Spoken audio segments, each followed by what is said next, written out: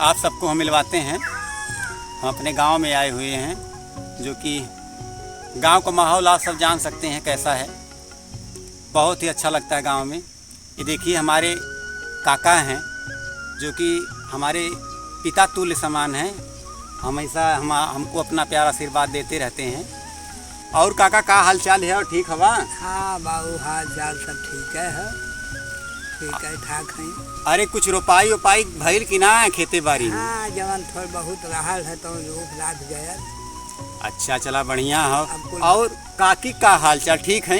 काकी की तबीयत तनी खराब है। चला कुल ठीक हो जाई हैं धीरे धीरे। हाँ। और बतावा कुल ठीक ठाक सब हो? आवाज सब ठीक ठाक हो भैया। हाँ। अरे भैया लोगन तो लोगन से हाथ जोड़ के कहत हैं कि तनी यहू चैनलवा के सब्सक्राइब कर दे। हाँ, हमारे बाबा हैं जो कि बहुत सारा हमको प्यार आशीर्वाद अपना हमेशा देते रहते हैं।